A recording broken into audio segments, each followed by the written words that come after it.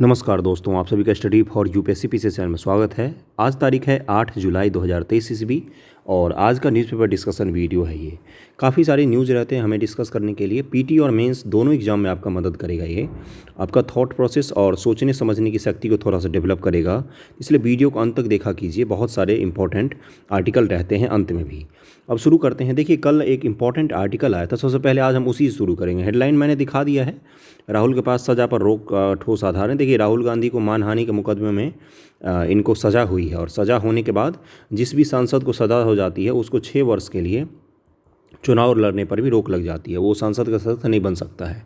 इसी को लेकर विवाद चल रहा है। अब इन्होंने सुप्रीम कोर्ट में अप्लाई किया है, तो मानहानि का मुकदमा मैं एक दिन समझा दूंगा डिटेल में आपको, जिससे वहाँ से सवाल अगर आते हैं तो उसको आप अच्छे से कर ले जाएंगे। लेकिन आज हमें एक आर्टिकल डिस्कस करना है सबसे शुरुआत में ही, उसके बाद हम लोग बिहार स्पेशल और बाकी न्यूज़ पर भी चलेंगे। देखते हैं आर्टिकल क्या है। कल द हिंदू में एक आर्टिकल छपा था कि जल संबंधी भारत की चुनौतियाँ, जल संबंधित भारत की चुनौतियाँ, इसको लेकर आर्टिकल छपा था। तो उसको थोड़ा सा पढ़ लेते हैं अच्छे से हम लोग, क्योंकि यहाँ पर बहुत सारे फैक्ट और डेटा ऐसे हैं जहाँ से आपके एग्जामिनेशन में सवाल पूछे जाएंगे। बुनियादी स्वास्थ्य और स्वच्छता सुनिश्चित करने के लिए प्रत्येक परिवार का पीने योग्य नल जल तक पहुँच होना एक मूलभूत आवश्यकता है। हालांकि ग्रामीण भारत में आबादी का एक बड़ा हिस्सा अभी भी इस आवश्यकता की सुविधा से वंचित है। मतलब अभी भी ग्रामीण भारत का बहुत बड़ा हिस्सा है जो इस सुविधा से भी वंचित है, उनके पास पीने का स्वच्छ जल भी नहीं है। भारत के लगभग 25 करोड़ परिवार में से 19.5 करोड़ परिवार ग्रामीण क्षेत्र में रहते हैं। दुर्भाग्य से प्रति व्यक्ति प्रतिदिन 55 लीटर स्वच्छ पेयजल हर घर जल योजना के तहत परिकल्पित प्रदान कर सकने वाले नल जल कनेक्शन ग्रामीण क्षेत्रों में दुर्लभ ही हैं।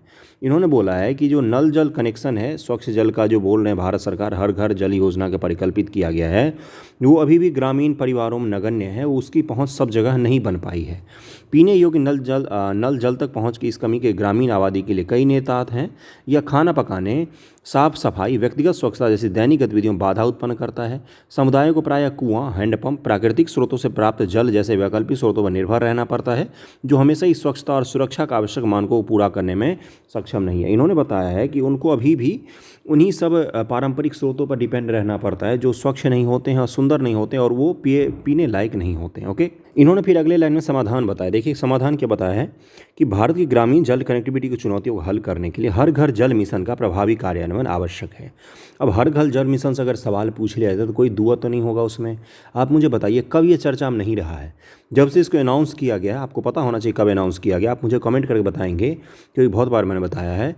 जब से इसको अनाउंस किया गया तब से हर रोज़ ही लगभग हर घर नल जल योजना की बात होती है। प्रधानमंत्री कभी चर्चा करते हैं, कभी राष्ट्रपति जी अपने अभिभाषण में चर्चा करती हैं, कभी मंत्री चर्चा, लगभग में रोज़ ही इस पर चर्चा होता है। ओके, देखिए अगला क्या लिखा इन्होंने। अब इन्होंने बताया कि ये योजना है क्या। हर घर जल योजना जल जीवन मिशन का एक भाग है, जिसे भारत में जल शक्ति मंत्रालय के द्वारा लॉन्च किया गया। इसका लक्ष्य है हर घर को पाइप जल कनेक्शन उपलब्ध करवाना।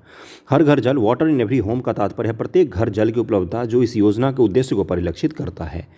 हर घर जल योजना के परिणाम स्वरूप भारत में उन परिवारों के प्रतिशत में उल्लेखनीय वृद्धि हुई है जिनका अब पाइप जल कनेक्शन तक पहुंच लगभग 64%। यह मिशन शुरू होने के बाद से उल्लेखनीय प्रगति का संकेत देती। इन्होंने देखिए ऊपर में कुछ बुराई भी की इन्होंने। अब इन्होंने क्या किया, इन्होंने बताया है कि देखो भाई, ऐसा है, जब से ये योजना शुरू हुई है तो लगभग में 64% की बढ़ोतरी हुई है पाइप कनेक्शन में ग्रामीण क्षेत्रों में भी। ओके, इस योजना में घरों तक पाइप जल कनेक्शन उपलब्ध करवाने के अलावा ग्रामीण स्कूल, आंगनबाड़ी, सामुदायिक भवनों में पाइप जल कनेक्शन की स्थापना करना भी शामिल है। हर घर योजना की उपलब्धि क्या है, उपलब्धि आपको पता होना चाहिए, चुनौती आपको पता होना चाहिए।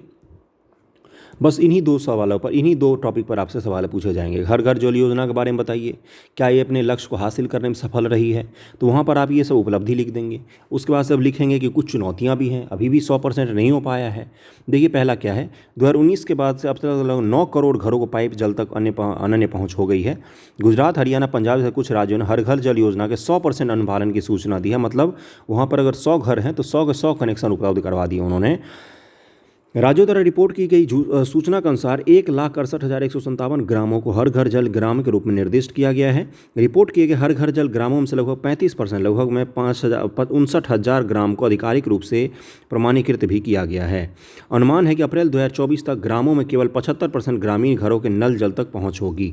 हर घर जल योजना संबंध चुनौती। अब देखिए अगला चुनौती, पहले मैंने क्या बताया, उपलब्धि क्या, कौन कौन से भाई क्या क्या काम कर पाई अभी तक ये योजना।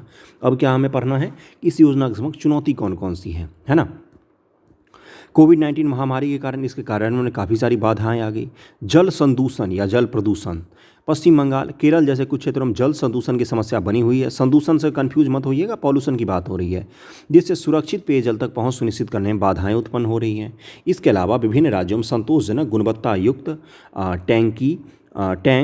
टंकी जल कनेक्शन के निर्माण के लिए कुशल श्रमिकों की भी कमी है। अब मैं अपने ही गांव की हालत बताता हूं। कहीं मैं गांव आया था तो देखा था मैंने, आपको भी ऑब्जर्व करना चाहिए, अपने आस पड़ोस में चीज़ें इतनी ज़्यादा होती हैं कि आपको किताब कई बार छूना नहीं पड़ता है। बात कर लीजिए, जो लोग गाँव में रहते हैं उनसे थोड़ा घूम टहल लीजिए, आस पड़ोस की चीज़ों को देख लीजिए, जहाँ रहते हैं उससे कनेक्टिविटी थोड़ा सा रहेंगे ना, सोशल होना चाहिए थोड़ा सा। जैसे मैंने देखा गांव में जो पाइप बिछाया जाता, मैंने देखा जाके भाई क्या पाइप बिछाया जा रहा है, तो बिहार सरकार का भी था, भारत सरकार का पीवीसी पाइप डालेंगे हम। पीवीसी पाइप आपको पता होगा, अगर आपके घर में गीज़र लगा होगा तो गीज़र के लिए अलग से पाइप लगता है पीवीसी। तो क्यों लगता है ये? क्योंकि गर्म पानी जब इसमें फ्लो करेगा ना तो उस पाइप को कोई खास नुकसान होता नहीं है। तो बिहार सरकार और भारत सरकार दोनों का प्लान था कि पीवीसी पाइप बिछाएंगे हम, जिससे क्या होगा, क्योंकि भारत गर्म प्रदेश में आता है तो पाइप जब गर्म भी हो जाएगा तो भी क्या होगा, पानी पर कोई प्रभाव नहीं पड़ता है। लेकिन अपना सरकार तो अपना सरकार है, सब जगह वही डुप्लीकेट, कई जगह तो वायरिंग वाले पाइप बिछाए जा रहे हैं, जो बिजली वायरिंग के लिए यूज़ करते हैं उस पाइप को बिछा रहे हैं वो लोग। नल के पाइप को तो छोड़ ही दीजिए, इतना घटिया कनेक्शन कर रहे हैं, एक भैंस भी उस पर पैर रख दे तो टूट जाती है पाइप। ये क्या मैं बता रहा हूँ, ये मैं वो पॉइंट्स बता रहा हूँ आपको जो किताबों में नहीं लिखी होती है, जो आपको प्रैक्टिकल लाइफ में खुद से देखना पड़ता है। देखा कीजिए, थोड़ा सा बाहर निकल कर जीवन को देखिए। उसके बाद इन्होंने क्या बोला है, देखिए गुणवत्ता पर बात कर रहे थे हम लोग। कार्यान्वयन में देरी, कुछ मामलों में इस योजना के तहत घरों में नल कनेक्शन प्रदान करने का कार्य अभी शुरू भी नहीं हुआ है, जिसके परिणाम से लक्ष्य प्राप्त करने में देरी हो रही है। और जो टोटी लगी होती है ना नल, वो इतना ख़राब क्वालिटी की लगा है, उसको घुमाने जाएंगे तो आपका अंगुली में दर्द होगा कि इतना तेज़ कड़ा बना हुआ रहता है वो नल, घटिया क्वालिटी का। तो ये सब क्या है, चुनौतियां हैं इसमें। योजना के दायरे में आने वाले लगभग 19.5 करोड़ परिवारों में लगभग 1 करोड़ परिवार, कुल लगभग 5% ने अभी तक कोई कार्य शुरू नहीं किया है। प्रमाणीकरण और कनेक्टिविटी, जबकि उत्तर प्रदेश और राजस्थान जैसे राज्यों में नल कनेक्शन की संख्या बढ़ने में प्रगति हुई, लेकिन ग्रामों का प्रमाणीकरण और उनकी पूर्ण कनेक्टिविटी अभी भी निम्न स्तर पर है। देखिए इन राज्यों में कनेक्शन तो बढ़ रहे हैं, लेकिन ग्रामीण क्षेत्रों में कनेक्शन अभी भी प्रमाणित नहीं हो पाया कि हाँ भाई गाँव में भी कनेक्शन हो रहे हैं। यह प्रदेश से आगे और प्रयासों की आवश्यकता को प्रकट करता है। अधिकांश गाँव में सभी घरों तक कनेक्शन का लक्ष्य पूरा नहीं हुआ है। इन गाँवों में लगभग आधे से 3/4 घरों को पाइप के जल कनेक्शन से जोड़ सकने में सफलता हासिल की है। हर घर जल योजना को अधिक प्रभावी बनाने के लिए कौन कौन से कदम उठाए जा सकते हैं। अब देखिए सुधार कौन कौन से हो सकते हैं। वैसे तो मुझे सुधार कभी भी आपको पढ़ाना नहीं चाहिए, पूछिए क्यों? क्योंकि आप ऑफिसर बनना चाहते हैं। अब खुद से सुधार सोचिए कि कौन कौन से सुधार किए जा सकते हैं। अब किस तरह से ऑडिट करेंगे, किस तरह से भ्रष्टाचार को इसमें रोक सकते हैं। क्यों ना पैसे की जगह पाइप ही सप्लाई कर दिया भारत सरकार ने। क्यों ना भारत सरकार ने एक ही जगह पीवीसी पाइप खरीदता सस्ते दाम पर, सब जगह बांट देता कि ये लो पाइप, अब इसको बिछाओ अच्छे से। उससे क्या होता, पाइप की क्वालिटी भारत सरकार जांच सकती थी एक जगह बैठ के, या बिहार सरकार जांच सकती थी एक जगह बैठ के। अब क्या हुआ, उनको पैसे दे दिए, फंडिंग दे दी गई, अब तो वो कोई सा भी पाइप उठा कर ला रहे हैं, लगा रहे हैं। इस चीज़ का ध्यान रखिएगा, खुद से सोचा कीजिए समाधान। वैसे मैं कुछ बता देता हूँ। कुशल कार्यबल को सुदृढ़ करना, प्रशिक्षण कार्यक्रम प्रदान करने, निर्माण और जल प्रबंधन क्षेत्रों में कौशल विकास को बढ़ावा देकर कुशल जनशक्ति को कमी को दूर करने का प्रयास किया जाना चाहिए। ठीक है भाई, स्किल्ड वर्कर होना चाहिए, पहली समस्या का समाधान तो ठीक है। जल गुणवत्ता निगरानी भी होना चाहिए। जहाँ पर एक पंप स्टेशन बनाया गया है ना, 2-3 हर गांव में। मेरा गांव थोड़ा सा बड़ा है तो 2-3 पंप स्टेशन बनाए गए इसमें जगह जगह पर। तो पंप स्टेशन के पास वाटर की क्वालिटी नापने का भी आपके पास उपाय होना चाहिए कि जो भाई हम टंकी में भर रहे हैं पानी, उस पानी की क्वालिटी क्या है, वो कहीं प्रदूषित पानी तो नहीं है ना। आजकल तो गांव घर के पानी भी इतने ज़्यादा प्रदूषित हो गए, गांव में भी आरओ लगाना पड़ रहा है, पहले इसकी ज़रूरत नहीं पड़ती थी। ये मैं क्या बता रहा हूँ आपको, क्वालिटी कंट्रोल भी होना चाहिए। त्वरित कार्यान्वयन, जिन गाँव घरों में अभी तक कार्य शुरू नहीं हुआ उन पर ध्यान केंद्रित करते हुए योजना के कार्य में तेजी लाया जाए। लक्ष्य को पूरा करने के लिए समय पर निष्पादन सुनिश्चित किया जाए। प्रमाणीकरण कनेक्टिविटी अभियान, प्रमाणीकरण प्रक्रिया को सुव्यवस्थित कर समुदाय के बीच जागरूकता को बढ़ावा देना। नल जल कनेक्शन तक पहुँच को सक्षम करने के लिए आवश्यक अवसंरचना प्रदान कर प्रमाणीकृत पूरी तरह से कनेक्टेड गाँव की संख्या में वृद्धि की जाए। निगरानी और सत्यापन प्रक्रियाएं भी होनी चाहिए, जिससे क्या होगा कि खराब चीज़ें कहीं पर भी नहीं लगानी चाहिए। देखिए यहाँ पर लिखा है स्वतंत्र आकलन और मूल्यांकन ऑडिट को नियोजित किया जाए। ऑडिट का मतलब वही होता है जांच परख कि भाई क्वालिटी क्या है पाइप की, आपके नल की क्वालिटी क्या है, पानी जो दे रहे हैं क्या वो प्रदूषित तो नहीं है, जिस पंप से आप पानी निकाल रहे क्या उसमें तो कोई खराबी नहीं है। इन सब चीज़ों पर भी ध्यान रखना चाहिए। द हिंदू में ये मुख्य रूप से आया था आपका। एक प्रश्न नोट डाउन कर लीजिए, इसको आप लिखने की कोशिश कीजिएगा कि भारत में ग्रामीण क्षेत्रों के समक्ष विद्यमान जल संबंधी चुनौती को हल करने में हर घर जल योजना किस सीमा तक प्रभावी रही है, संवहनीय जल कनेक्टिविटी सुनिश्चित करने के लिए इस योजना के तहत कौन सी प्रमुख रणनीति अपनाई गई है। इसको थोड़ा सा लिखने की कोशिश कीजिएगा इस सवाल को, और ये डिस्कस करना बहुत ज़रूरी था क्योंकि यहाँ से सवाल पूछे जाने की संभावना है। अगले टॉपिक पर हम लोग चलते हैं। आज तो हेडलाइन दिखाने के बाद ही मैं चला गया था डायरेक्ट टॉपिक पर, आर्टिकल पर। अब देखिए दूसरा न्यूज़ क्या है। देखिए दूसरा न्यूज़ है, एक तो मैं आपको बार बार आगाह कर रहा हूँ, उस दिन भी मैंने बोला था कि भारत में शहरीकरण को लेकर कौन कौन सी चुनौतियां हैं और शहरीकरण का उपाय क्या है, ये मैं आज तो नहीं पढ़ाऊंगा, उस दिन मैं पढ़ा चुका हूँ, लेकिन बहुत ज़्यादा चर्चा में पिछले 3 दिन से मैं इग्नोर कर रहा था क्योंकि उस दिन मैंने करा दिया था इस टॉपिक को, लेकिन हर रोज़ पेपर में आ रहा है। हुआ क्या है तो पता ही है आपको, अहमदाबाद में G20 के जो देश हैं उनके मेयरों का बैठक हुआ है, तो वहाँ पर बहुत सारे डिस्कशन हो रहे हैं जिसमें भारत के शहर जो होंगे वो भारत का भविष्य होंगे। जैसे गांधी जी क्या बोलते थे, भारत का गांव भारत का भविष्य है, लेकिन G20 सम्मेलन में क्या बोला जा रहा है, भारत के शहर जो होंगे भारत के भविष्य हैं।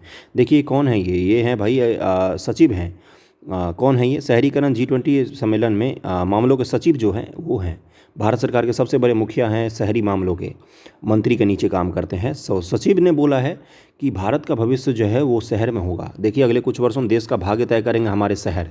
यही आर्टिकल आ सकता है आपके किस में, लेख लिखने के लिए, अगले कुछ वर्षों में भारत का भविष्य करेंगे हमारे शहर तय करेंगे। अब उस पर लेख लिखिए, या आपसे GS2 में सवाल पूछा जा सकता है, या आपसे क्या पूछा जा सकता है कि भाई बताओ भारत में शहरीकरण को लेकर कौन कौन सी योजनाएं चलाई जा रही हैं। तो इसको लेकर थोड़ा सा ध्यान रखिएगा और अपने सवाल आंसर इन सबको फ्रेम करके रख लीजिएगा, जितने भी योजनाएं हैं। आज मैं ये नहीं करवाने वाला हूँ, लेकिन मैं आपको इसका इंपॉर्टेंस बता रहा हूँ क्योंकि यहाँ से सवाल पूछे जा सकते हैं।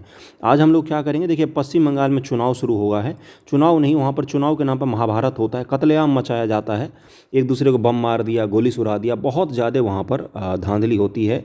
एक पक्षीय हो जाता है कई बार तो, राज्य सरकार और राज्य जो वहाँ की है अलग अलग सरकारें एक दूसरे पर इतना ज़्यादा हिंसक हमला करती है। देखिए चुनाव में आरोप प्रत्यारोप होगा, प्रधानमंत्री जी TMC को ब्लेम करेंगे, TNC प्रधानमंत्री को ब्लेम करेंगे, कांग्रेस BJP, ये सब होता है। हिंसा नहीं होनी चाहिए, मार पिटाई नहीं होनी चाहिए, कट्टम कट्टा नहीं होना चाहिए। मैं आपको क्या समझाऊंगा, राज्य चुनाव आयोग क्या होता है, उससे जुड़े हुए आर्टिकल क्या हैं, किस तरह से वो काम करती है। आपने 324 आर्टिकल के तहत केंद्र सरकार का जो भारत का चुनाव आयोग है, भारत का चुनाव आयोग, केंद्र सरकार मैंने गलती से बोला, भारत चुनाव आयोग जो है इलेक्शन कमीशन ऑफ इंडिया है, उसके बारे में आपने पढ़ा होगा, लेकिन राज्य चुनाव आयोग के बारे में आप में से बहुत सारे लोगों को नहीं पता होगा। मैं वो बता देता हूँ आप लोगों को। स्टेट इलेक्शन कमीशन क्या है भाई, राज्य निर्वाचन आयोग को राज्य में स्थानीय निकाय के लिए स्वतंत्र निष्पक्ष चुनाव आयोजित कराने का कार्य सौंपा जाता है। देखिए विधायक का और संसद का और राज्यसभा का, राष्ट्रपति का, उपराष्ट्रपति का, इन सब का चुनाव कौन करवाता है, तो आपका इलेक्शन कमीशन ऑफ इंडिया करवाता है। लेकिन पंचायत लेवल का, नगर पालिका का, इन सब का चुनाव कौन करवाता है, तो आपका करवाता है राज्य निर्वाचन आयोग। इसको ध्यान में रखिएगा, यही पूछ लेगा कि बताइए निम्न से कौन सा चुनाव भारत इलेक्शन कमीशन नहीं करवाता, इलेक्शन कमीशन ऑफ इंडिया नहीं करवाता है, तो उसमें पंचायत और नगर पालिका इलेक्शन आ जाएगा। ओके, आर्टिकल याद कर लीजिएगा 243(k)(1) संविधान के इस अनुच्छेद के मुताबिक पंचायती राज संस्थानों के चुनाव के लिए निर्वाचन नामावली तैयार करने और चुनाव आयोजित करने हेतु अधीक्षण, निर्देशन, नियंत्रण संबंधी सभी शक्तियाँ राज्य निर्वाचन आयोग में निहित होंगी। इसमें राज्यपाल द्वारा नियुक्त राज्य चुनाव आयुक्त भी शामिल होंगे। नगरपालिका संबंधी प्रावधान अनुच्छेद 243(ZA) में शामिल है। अनुच्छेद 243(ZA) इस अनुच्छेद में कहा गया है कि राज्य चुनाव आयोग की शक्तियाँ और कार्यकाल को राज्य विधायिका द्वारा बनाए गए कानून के अनुसार निर्देशित किया जाएगा। अनुच्छेद के मुताबिक राज्य चुनाव आयुक्त को केवल उच्च न्यायालय के न्यायाधीश का अभियोग का प्रक्रिया पालन करते हुए हटाया जा सकता है। जो राज्य के चुनाव आयोग हैं उनको भी हटाने के लिए, हाई कोर्ट के न्यायाधीश को हटाने के लिए जो आपका महाभियोग की प्रक्रिया है उसी को फॉलो करना पड़ेगा। इसको जरूर ध्यान में रखिएगा। राज्य चुनाव आयोग क्या है, इससे जुड़ा हुआ आर्टिकल है, इसका कार्य क्या है, कार्य जरूर ध्यान में रखिएगा। और जिला लेवल पर चुनाव कराने की जिम्मेदारी किसकी होती है, तो डिस्ट्रिक्ट मजिस्ट्रेट की होती है। IAS अफसर जो कलेक्टर साहब बनते हैं, आप लोग भी UPSC अगर पास करेंगे तो कलेक्टर साहब जो बनेंगे तो उसी की जिम्मेदारी होती है। जिले का इलेक्शन कमिश्नर वही होता है, जिले का इलेक्शन कमिश्नर वही होता है। ओके, चलते हैं अगले टॉपिक पर। अगला जो टॉपिक है वो आपका UN से संबंधित है और यहाँ से सवाल पूछे जा सकते हैं। इस टॉपिक को मैं आपको डिटेल में भी पढ़ाऊंगा, लेकिन आज न्यूज़पेपर में आया तो थोड़ा सा समझ लेते हैं क्या है भाई।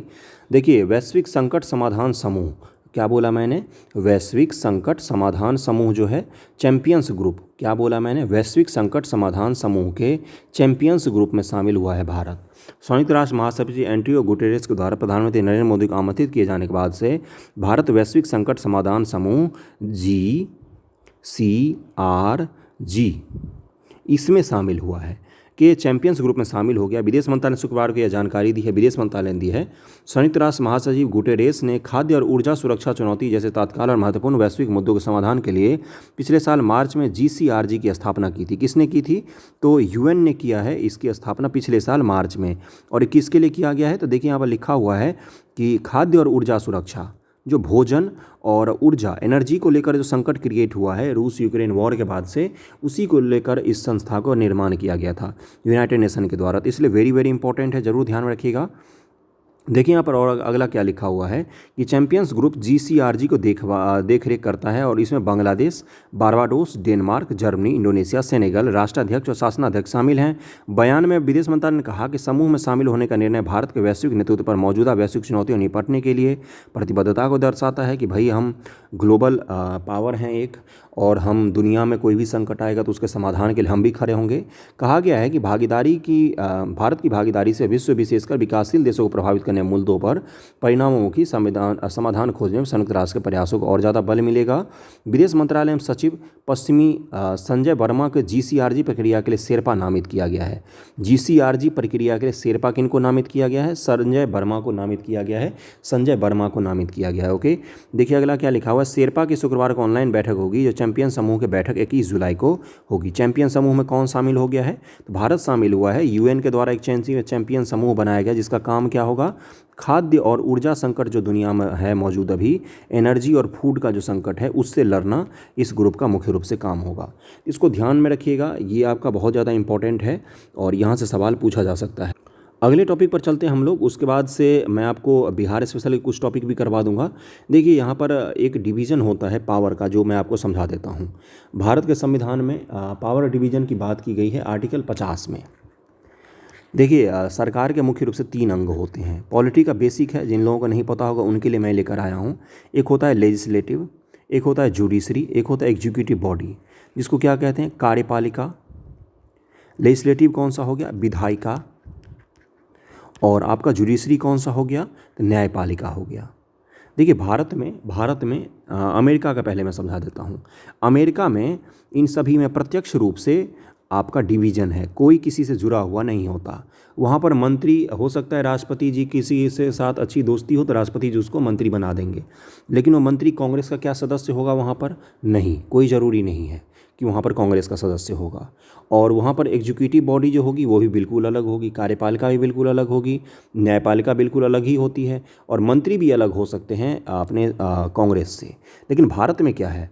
भारत में देखिए क्या है, भारत में कार्यपालिका और विधायिका, इन दोनों के बीच में इंट्रीगेशन है। यानी कि जो अमित शाह जी हैं वो विधायिका के भी सदस्य हैं, लोकसभा के भी सदस्य हैं, और वो मंत्री हैं, यानी कि गृह मंत्रालय के भी प्रमुख हैं। यानी कि मंत्रालय में भी, कार्यपालिका में भी उनका पद है और वो विधायिका में भी उनका पद है। जबकि अमेरिका में क्या होता है? अमेरिका में कोई ज़रूरी नहीं होता कि जो मंत्री बना है वो विधायिका का सदस्य हो। ये चीज़ क्लियर हो गया होगा।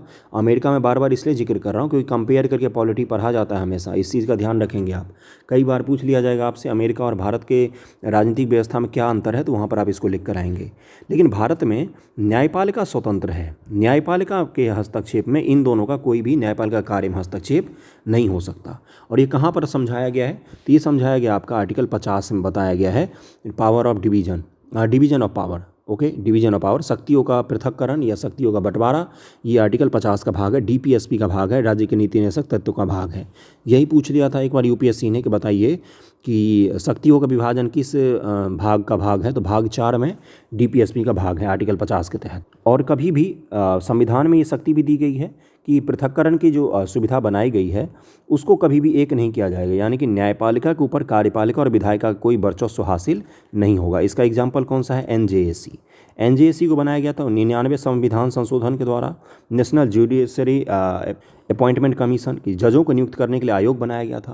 लेकिन सुप्रीम कोर्ट ने क्या बोला कि इसमें कानून मंत्री सदस्य होते, चूँकि तो कानून मंत्री किसके सदस्य हैं भाई? विधायिका के सदस्य हैं, कार्यपालिका के सदस्य हैं। उनका हस्तक्षेप बढ़ जाता कहाँ पर? न्यायपालिका में।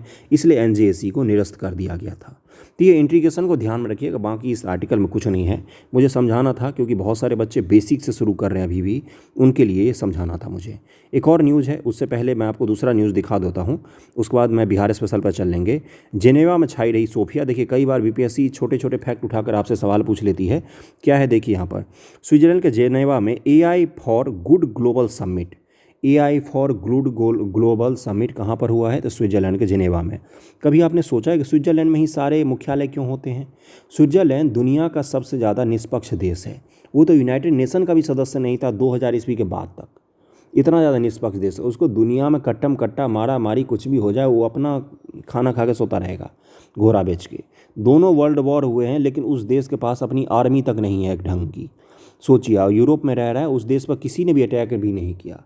तो इसलिए स्विट्जरलैंड में आपको सारे के सारे हेडक्वार्टर देखने को मिलते हैं, क्योंकि उससे क्या होता है, उससे निष्पक्षता बनी रहती है उस संस्था की। ओके, तो देखिए यहाँ पर क्या हुआ है, जिनेवा में एक बैठक हुई है। क्या है? स्विट्जरलैंड के जिनेवा में AI for good global, artificial intelligence for good global summit के दौरान बेहद उन्नत ह्यूमनॉइड रोबोट सोफिया सभी के आकर्षण का केंद्र बनी।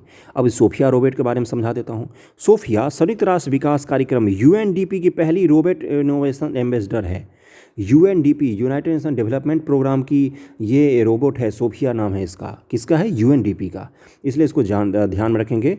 हैंसन रोबोटिक्स द्वारा निर्मित सोफिया AI आर्टिफिशियल इंटेलिजेंस के भविष्य के सपनों को साकार कर सकती है। यह विज्ञान, इंजीनियरिंग, कलात्मकता का एक अद्भुत एवं अद्वितीय संयोजन है। ये देखिए सोफिया को नाम ही है सोफिया, बाकी जानवर तो है नहीं इसमें।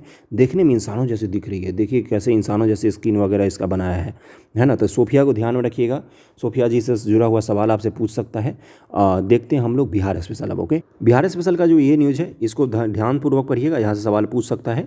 1 मार्च 2023 को मीडिया सूत्रों से मिली जानकारी के अनुसार भारत सरकार के जल शक्ति मंत्रालय, भारत सरकार ने सम्मानित किया है। भारत सरकार अगर सम्मानित करती, किसी चीज़ का चर्चा कर देती बिहार के बारे में, तो बड़ी न्यूज़ बन जाती, वहाँ सवाल पूछ लेता बीपीएससी। पेयजल एवं स्वच्छता विभाग के बिहार के द्वारा बबीता गुप्ता को स्वच्छ सुजल शक्ति सम्मान 2023 के लिए चयनित किया गया है। बबीता गुप्ता जी हैं, उनको स्वच्छ सुजल शक्ति सम्मान 2023 के लिए चयनित किया गया है जल शक्ति मंत्रालय के द्वारा। ओके, अंतर्राष्ट्रीय महिला दिवस पर केंद्रीय जल शक्ति मंत्रालय की ओर से आगामी 4 मार्च को विज्ञान भवन नई दिल्ली में आयोजित समारोह में राष्ट्रपति द्वारा उन्हें सम्मानित किया गया है। और केंद्रीय जल शक्ति मंत्रालय द्वारा स्वच्छ सुजल शक्ति सम्मान के तहत 4 मार्च से अंतर्राष्ट्रीय महिला दिवस सप्ताह मनाया जाएगा। विदित है कि प्लास्टिक कचरे से सजावटी सामग्री बनाकर खुद की जीविका चलाने के साथ दूसरी महिलाओं को भी राह दिखा रहे मुजफ्फरपुर के सिही गांव निवासी बबीता गुप्ता और स्वयं सहायता समूह जीविका के सदस्य हैं और स्वच्छता पेयजल की विभिन्न श्रेणियों के राष्ट्रीय स्तर की प्रतियोगिता में उनका चयन हुआ है। देखिए कहाँ के निवासी हैं, मुजफ्फरपुर की निवासी हैं बबीता गुप्ता जी, इनको सम्मानित किया गया है। ये प्लास्टिक के सामान बनाकर खुद भी अपना अर्निंग करती हैं और बाकी महिलाओं को भी सशक्त करती हैं। पति के दिव्यांगता के बाद वह जीविका की सदस्य बनी और प्लास्टिक कचरे से उपयोगी वस्तु बनने का हुनर जाना। इससे वह खुद स्वावलंबी बन चुकी हैं। अब वह गाँव की महिलाओं को प्रशिक्षण दे रही हैं। उनकी इस पहल से 24 से अधिक महिलाएँ आत्मनिर्भर हो चुकी हैं। काम करो तो कुछ ऐसा कि अपने लिए नहीं, दूसरे के लिए भी आप एग्जाम्पल बन जाओ। वही यहाँ छोटे छोटे लोगों के जो काम होते हैं ना, वो अधिक प्रशंसनीय होते हैं, क्योंकि छोटे जगह पर रह के, मुजफ्फरपुर जैसे जगह पर किसी गांव में रहकर कोई चीज़ शुरू करना बहुत कठिन होता है। आप तो पटना में रह रहे होंगे तो आप कोई चीज़ शुरू करने से पहले डरते होंगे। सोचिए छोटे से गांव में रहकर शुरू कर रही हैं, और वो भी तब जब महिलाओं को अपने समाज में स्थान नहीं दिया जाता है कोई। तब कई सारे बच्चे मुझे मैसेज कर रहे हैं। एक मैं बता देता हूँ कि वो कोई SDM और उसके पति का कुछ न्यूज़ चल रहा है, उस पर वीडियो बनाइए। मुझे सच में माफ़ कर दीजिए, मैं उस तरह का इंसान बिल्कुल नहीं हूँ कि इन घटिया चीज़ों पर मैं वीडियो बनाऊँ। उस महिला का अपना है मैटर, उस पुरुष का अपना है मैटर, वो लोग जाने। मैं उस पर क्या वीडियो बनाऊँ, मुझे कुछ समझ में नहीं आता। बहुत सारे बच्चे मुझे दसियों मैसेज कर उस पर वीडियो बनाइए। चटकारे मत लीजिए किसी के समस्या में, किसी के समस्या को समझने की कोशिश किया कीजिए। उसमें कुछ ऐसा न्यूज़ है नहीं। बहुत सारे लोग ऐसे थे जिनको एक एग्जाम्पल मिल गया कि हाँ महिला धोखेबाज होती है, और जी भर कर कोस रहे हैं उस महिला को। कोस लीजिए, कोई बात नहीं, आपको एक एग्जाम्पल मिल गया है। लेकिन सभी महिलाओं को एक ही कैटेगरी में खड़ा करना गलत होता है। आपके घर में भी आपकी बहन होगी, बीवी होगी या माँ होगी, उसको भी उसी कैटेगरी में खड़ा करने कोई कहीं से भी सही नहीं होता। इस तरह से मत कीजिए, है ना। और एक बार ये तो देखिए कि वो महिला दोषी है तो एक पुरुष भी तो दोषी है जिसके साथ उसका अफेयर चल रहा था। उस पुरुष को भी तो पता होगा कि ये विवाहित महिला है ना। तो एक ही महिला को दोष देने से, एक महिला क्या है कुछ तो उसके कारण सभी महिलाओं को मतलब पेटिए, उनका अपना पर्सनल मैटर है। आप लोग ऑफिसर बनने जा रहे हैं, इस तरह से मत सोचा कीजिए थोड़ा सा। अब मुझे क्यों बोलते हैं वीडियो बनाने को, मैं नहीं बना सकता हूँ उस पर, है ना। चलते हैं दूसरे टॉपिक पर हम लोग। बिहार स्पेशल जुड़ा हुआ कई सारे लोग तो मुझे ये भी मैसेज कर दे रहे थे कि महिलाओं को पढ़ना, बीवियों को नहीं पढ़ाना चाहिए। एक बात मुझे बताइए कि किसी की बीवी को पढ़ने की नौबत तब आती है ना कि जब वो किसी की बहन और किसी की बेटी रही होगी तो उसको लोग पढ़ाते नहीं हैं। 17 साल हुई, थोड़ा सा समय ले रहा हूँ, सॉरी अगर बुरा लग रहा हो आपको तो। बैचलर डिग्री का लास्ट ईयर का एग्ज़ाम देने से पहले आप उनके लिए लड़का ख़रीद कर लाने की कोशिश करने में लग जाते हैं। मैं लड़का ख़रीद सही शब्द यूज़ कर रहा हूँ। बैचलर डिग्री में जैसे ही पहुँचते हैं उसके बाद आप निकल पड़ते हैं झोला में पैसा लेकर कि क्लर्क का कितना रेट चल रहा है, शिक्षा मित्र का कितना चल रहा है, बैंक पीओ का कितना चल रहा है, ख़रीद के ले आओ, शादी कर दो। नो मैटर लड़की को लड़का पसंद आया नहीं पसंद आया, उसको जीवन गुजारना है गुजार ले। उसके बाद वो लड़का अगर अच्छा है तो उसको पढ़ाता है, मेहरबानी करके पढ़ाता है ना। और अगर आपको बुरा लग रहा है तो मत कीजिए। किसी के पति बनने से, किसी के पत्नी बनने से पहले ही उसको मौका दे दीजिए बीपीएससी करने का, यूपीएससी करने का, या जो भी अपना करना चाहती है। पत्नी तो फिर बन ही जाएगी कभी न कभी, है ना। बुरा लग रहा होगा, मैं समझ रहा हूँ बहुत सारे लोगों को, लेकिन ऐसा ही करना चाहिए। जब वो किसी की पत्नी बनी है उससे पहले किसी की बेटी और बहन भी तो थी, तभी उसको मौका दे देते पढ़ने लिखने के लिए। समझ रहे ना मेरी बातों को। क्यों उसको किसी की बीवी बनने के बाद पढ़ना लिखना पड़ा भाई। मैं किसी को विक्टिम और किसी को वो नहीं बना रहा हूँ, मैं बस एक सवाल पूछ रहा हूँ आपसे। तो इस तरह से मत सोचिए, ऑफिसर बनने वाले हैं आप लोग। देखते हैं और अगला न्यूज़ बिहार स्पेशल का। गंगा जल आपूर्ति योजना और गयाजी डैम को मिला राष्ट्रीय पुरस्कार। 3 मार्च 2023 को central board of irrigation and power के द्वारा दिल्ली में आयोजित एक विशेष समारोह में बिहार के महत्वाकांक्षी योजनाओं में शामिल गंगा जलापूर्ति योजना और फाल्गु नदी पर बने गयाजी डैम को केंद्रीय मंत्री आर.के. सिंह के द्वारा राष्ट्रीय पुरस्कार CBIP अवार्ड 2022 प्रदान किया गया। वेरी वेरी इंपॉर्टेंट न्यूज़ है। कहाँ पर प्रदान किया गया, किस डेट को प्रदान किया गया, ये सब कुछ ध्यान में रखिएगा। यहाँ से पीटी में आपके आप सवाल पूछ सकता है। बिहार सरकार के जल संसाधन विभाग के उक्त 2 योजनाओं के लिए पुरस्कार विभाग के सचिव संजय कुमार अग्रवाल और अभियंता प्रमुख सिंचाई सृजन ईश्वर चंद्र ठाकुर ने पुरस्कार ग्रहण किया। राज्य के जल संसाधन मंत्री संजय कुमार झा ने बताया कि प्रतिष्ठित राष्ट्रीय पुरस्कार पाने वाली दोनों महत्वाकांक्षी योजनाएं मुख्यमंत्री नीतीश कुमार की अनूठी परिकल्पित और दूरदृष्टि का परिणाम है। इस योजना को नाम गंगा जल आपूर्ति योजना और गयाजी डैम मुख्यमंत्री के निर्देश पर ही रखा गया था। उन्होंने बताया कि गंगा जल आपूर्ति योजना के जरिए देश में पहली बार बाढ़ के पानी को दक्षिण बिहार के जल संकट वाले प्रमुख शहरों में ले जाकर पेयजल के रूप में उपयोग किया जा रहा है। इसी तरह से गया जिले में विश्व प्रसिद्ध विष्णुपद मंदिर के निकट देश के सबसे बड़े रबर डैम के निर्माण से फल्गु नदी में 8 से 10 फीट तक जल उपलब्ध है। पहले देश दुनिया से पिंडदान और धार्मिक कार्य के लिए गया आने वाले लाखों श्रद्धालु फल्गु नदी के जलस्तर के लिए तरसते थे, लेकिन पिछले साल पितृपक्ष के दौरान करीब 12 लाख श्रद्धालुओं को फल्गु में लबालब जल की सुविधा मिली है। तो ये अच्छी चीज़ है। देखिए कोई भी पॉजिटिव न्यूज़ होता है तो उसको थोड़ा सा ध्यान रखिए, एग्जाम्पल के तौर पर कहीं पर भी यूज़ कर सकते हैं। ओके। उल्लेखनीय केंद्र सरकार द्वारा स्थापित संस्था central board of irrigation and power द्वारा जल संसाधन, ऊर्जा और गैर पारंपरिक ऊर्जा के क्षेत्र को बेहतरीन परियोजनाओं को हर वर्ष CBIP अवार्ड से सम्मानित किया जाता है। CBIP अवार्ड 2022 के लिए देश भर की जल संसाधन परियोजनाओं का चयन कुल 10 श्रेणियों में किया गया है। इनमें बिहार सरकार के जल संसाधन विभाग द्वारा कार्यान्वित गंगा जल आपूर्ति योजना और गयाजी डैम का चयन जल संसाधन के सर्वोत्तम कार्यान्वयन जैसी अन्य महत्वपूर्ण इस श्रेणी में किया गया है। इसको ध्यान में रखिएगा। ये दोनों योजनाएं मैंने बता दी है। ये गंगा जल आपूर्ति योजना को पुरस्कार मिला है और बबीता गुप्ता वाला भी मैंने एक न्यूज़ बता दिया है। आज का वीडियो यहीं पर समाप्त करते हैं। कुछ अगर मेरी बात आपको खराब लगा हो तो सॉरी उसके लिए। मैं ऐसे ही बोल देता हूँ, मरा हुआ आदमी नहीं बोलता है, जो जीवित है वो बोलता ज़रूर है ना। तो चलिए, थैंक यू सो मच आप सभी का वीडियो देखने के लिए। शेयर कर दीजिएगा वीडियो को।